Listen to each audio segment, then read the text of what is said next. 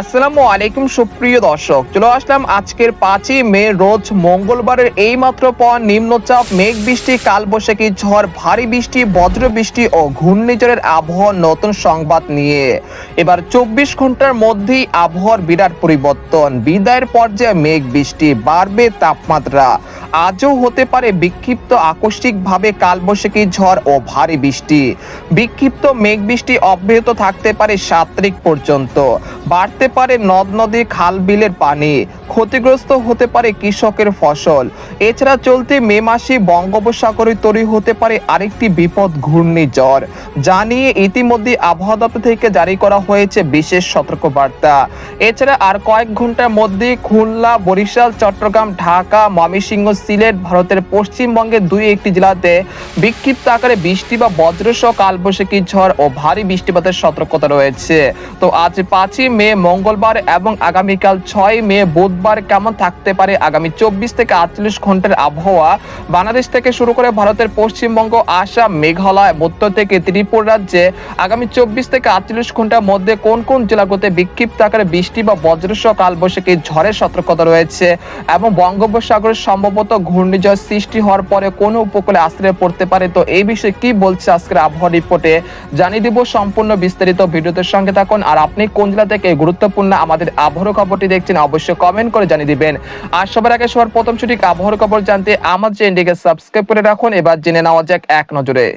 বন্ধুদের পর্যায়ে আমরা সরাসরি ইউরোপিয়ান মেঘমালার আপডেটে চলে আসলাম। তো এখান থেকে আপনারা দেখতে পাচ্ছেন যে এই মুহূর্তে দেশের আকাশ আংশিক মেঘলা থেকে মেঘাচ্ছন্ন রয়েছে। সেই সাথে বাংলাদেশের আবহাওয়া দপ্তর থেকে সুখবর জানানো হয়েছে, গত কয়েকদিন ধরে টানা অতি ভারী বর্ষণ আজ থেকে অনেকটা কমে যেতে পারে। একই সঙ্গে দেশের বিভিন্ন অঞ্চল থেকে বৃষ্টি বলয়ের প্রভাব অনেকটা কমে যেতে পারে। তবে আজও দেশের 2-1টি জেলাতে বিক্ষিপ্ত আকারে বৃষ্টি বা বজ্রসহ কালবৈশাখী ঝড়ের সতর্কতা রয়েছে। এছাড়া আগামী 9 থেকে 10 মে বঙ্গোপসাগর কিছুটা উত্তাল হতে পারে। একই সঙ্গে বঙ্গোপসাগরে সৃষ্টি হতে নিম্নচাপ এবং সেটা পরবর্তীতে ঘূর্ণিঝড়ে রূপান্তরিত হওয়ার আশঙ্কা রয়েছে এবং সেই ঘূর্ণিঝড় কোন উপকূলে আশ্রয় পড়তে পারে সেটা আপনাদেরকে জানাবো পরবর্তীতে। তো আপনাদেরকে জানানোর চেষ্টা করছি এই মুহূর্তে দেশের আবহাওয়া পরিস্থিতি কি রকম রয়েছে। তো আপনারা দেখতে পাচ্ছেন যে আজও দেশের দক্ষিণাঞ্চলে খুলনা, যশোর, সাতক্ষীরা, শ্যামনগর, পিরোজপুর, মাঠবাড়িয়া, খেপুপাড়া, লালমোহন, বুরহানুদ্দিন, ভোলা, সন্দ্বীপ, হাতিয়া, ফরিদগঞ্জ এই অঞ্চলের 2-1টি জেলাতে বিক্ষিপ্ত আকারে বৃষ্টি বা বজ্রসহ কালবৈশাখী ঝড়ের সতর্কতা রয়েছে আজ বিকেল বা সন্ধ্যার মধ্যে। এছাড়া চট্টগ্রাম, সন্দ্বীপ, হাতিয়া, কক্সবাজার, কুতুবদিয়া, মহেশখালী, টেকনাফ, খাগড়াছড়ি, রাঙ্গামাটি, বিলাইছড়ি এই আশেপাশের জেলাগুলোতে বিক্ষিপ্ত আকারে বৃষ্টি বা বজ্রসহ কালবৈশাখী ঝড় হতে পারে 5ই মে মঙ্গলবার আর বিকেল বা সন্ধ্যার দিকে। এছাড়া ভারতের পশ্চিমবঙ্গের কলকাতা, খড়গপুর, পূর্ব ও পশ্চিম মেদিনীপুর, উত্তর দক্ষিণ 24 পরগনা এর আশেপাশের জেলাগুলোতে বিক্ষিপ্ত আকারে বৃষ্টি বা বজ্রসহ বৃষ্টিপাত হতে পারে। এছাড়া রাজশাহী, রংপুর, ময়মনসিংহ, সিলেট বিভাগের অধিকাংশ জেলাতে সকাল থেকে রোদের উপস্থিতি দেখা যেতে পারে।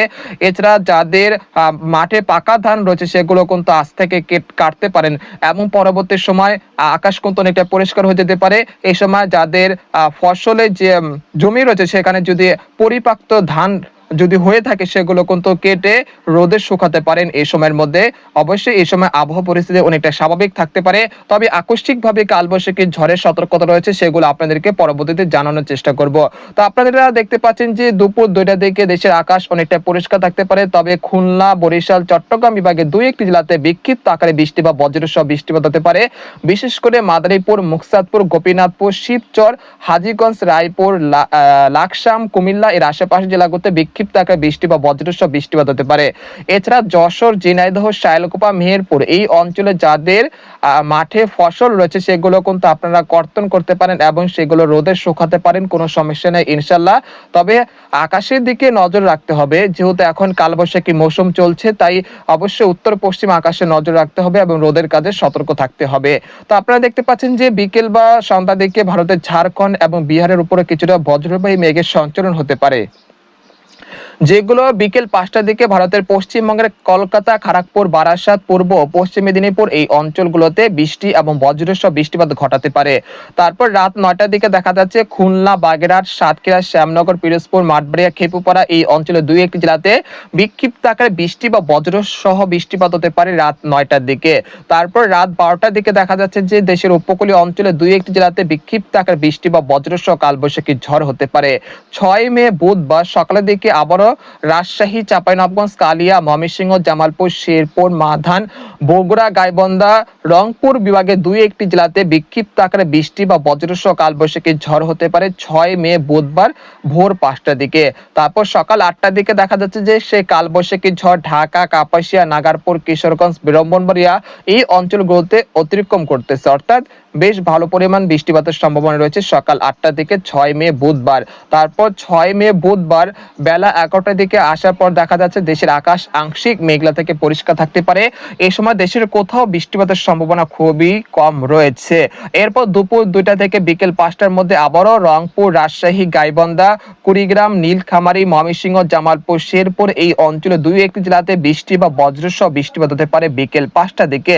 তারপর রাত 8টার দিকে দেখা যাচ্ছে যে রাজশাহী, রংপুর, ময়মনসিংহ, সিলেট বিভাগের 2-1টি জেলাতে বিক্ষিপ্ত আকারে বৃষ্টি বা বজ্রসহ কালবৈশাখী ঝড় হতে পারে।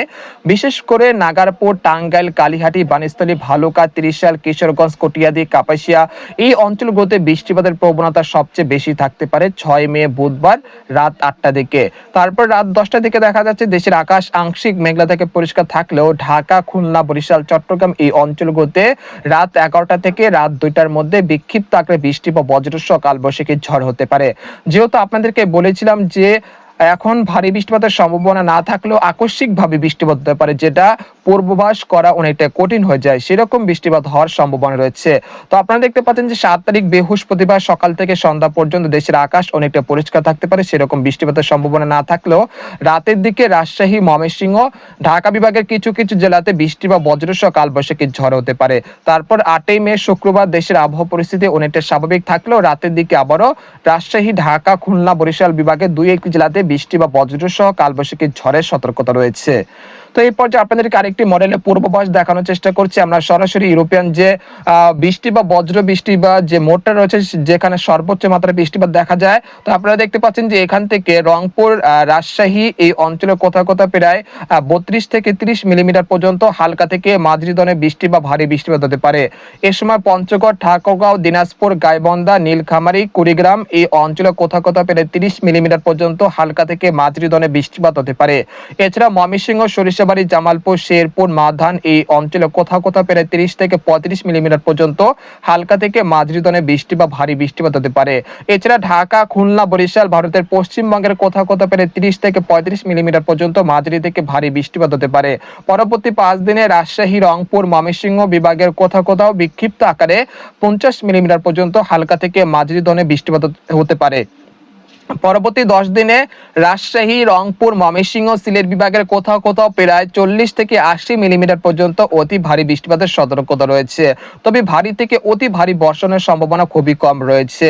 এরপর যে আপনাদেরকে বঙ্গোপসাগরে অবস্থান বলতে যাচ্ছি, আপনারা দেখতে পাচ্ছেন যে এই মুহূর্তে বঙ্গোপসাগর স্বাভাবিক রয়েছে, তবে আগামী 10 বা 11 তারিখ বঙ্গোপসাগর কিছুটা উত্তাল হতে পারে, একই সঙ্গে একটি সার্কুলেশন বা একটি নিম্নচাপ তৈরি হতে পারে।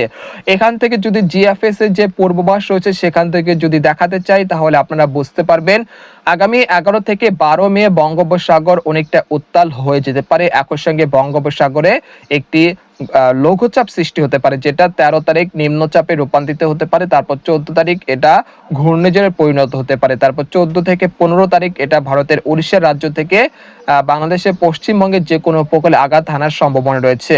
তবে এই বিষয়ে এখনো নিশ্চিতভাবে বলা যাচ্ছে না, শুধুমাত্র এটা মডেলের পূর্বাভাস, তবে এটা পরিবর্তন হতে পারে, তাই আপনাদেরকে পরবর্তীতে জানানোর চেষ্টা করব। তো আজকের খবর এখানে শেষ করতে চাচ্ছি। সবাই ভালো থাকবেন, আর ভিডিওটি ভালো লাগলে আমাদের চ্যানেলটিকে সাবস্ক্রাইব করে রাখুন।